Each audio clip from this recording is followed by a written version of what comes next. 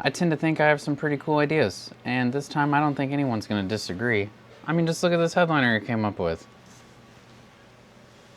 That is a children's car rug that I dyed, some fabric dye, to be a similar color to the truck so it didn't stand out quite as much.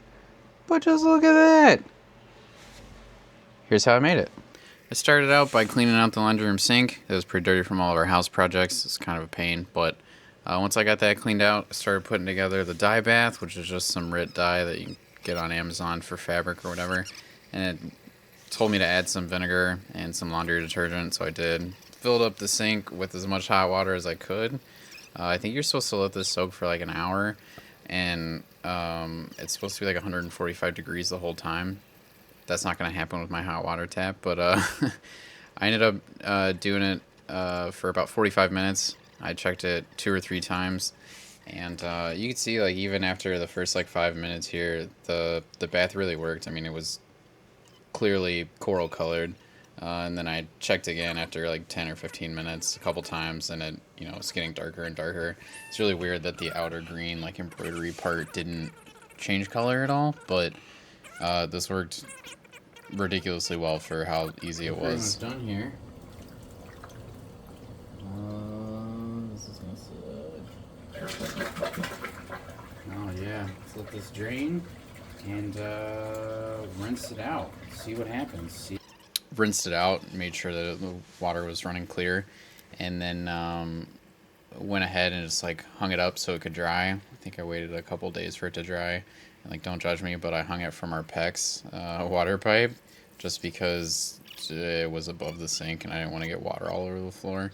But yeah, so it sat here for a couple days, and then I eventually vacuumed it out after it was dry, because like I said, I had this for a while. I was actually sitting next to the bed, and the cat liked to hang out on it. But you can see vacuuming here, and then started to prep the truck to install it. So I took out these sun visors, which I don't think are going to go back in because they don't stay in place and they're pretty deteriorated. But I started by making a paper template, and this is just some brown paper packaging material I had.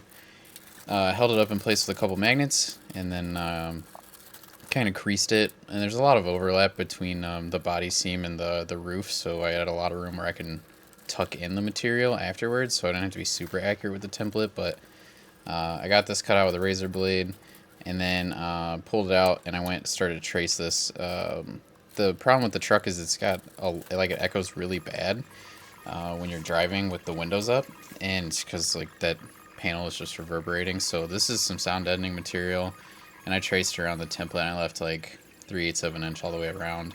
And then I cut this out with some scissors after labeling which corner was which, just so I didn't have to, you know, try to figure that out after I got into the truck. There's not a lot of room to move around in there. So I got this trimmed out, and this stuff's not super fun to work with, but I had to clean the underside of the roof, all this rust and everything. There's a ton of crap in here. You can see when I go to blow it out with air in a second, but tried to make it so it was like semi-smooth in there so that the sound deadening had something to attach to. And then I went ahead and tried to install that. I just did one corner at a time. And then I ended up having to trim some out of the back side a little bit. I left like 3/8 of an inch was too much, but whatever. It went in pretty easily, a lot of just rolling it on. I would definitely recommend the right roller for this. My roller is too small and it doesn't have the little needles on it like you're supposed to, but it held itself up just fine. And it's been like 2 days and it's still there, so I'm not super worried. But after that, I brought out the rug and trimmed this. This rug is like just barely the right size. You can see with the template over it, it is real close. I tried to cut this with some scissors. It didn't work at all. And then I got this like rotating razor blade box cutter thing, and that worked pretty easily. So I got this trimmed. And then before I put it in the car, actually, I tried to test some different adhesives. Try to figure out what was actually, because the back of this is like a latex kind of thing. And so I was trying to figure out what would adhere to that. And then I tried to put it in the truck, and you can see the magnets not strong enough to hold that. That was pretty rough. So then I tried like some TIG filler rod, and that kind of worked. If I'd have had thicker TIG filler rod, that would have that would have been great, but I don't, because I don't do a whole lot of that. So I struggled with this for a really long time, and you could see how much stuff is falling out of this rug even after like I washed it and then dyed it and vacuumed it.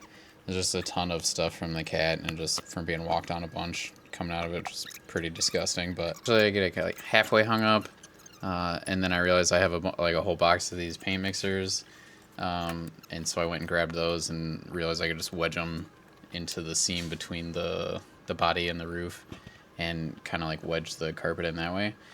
So I'd go all the way around and I'd do that with like, I don't know, 10 different paint mixers or whatever, and then once I get it like tight enough, this took so long for no reason.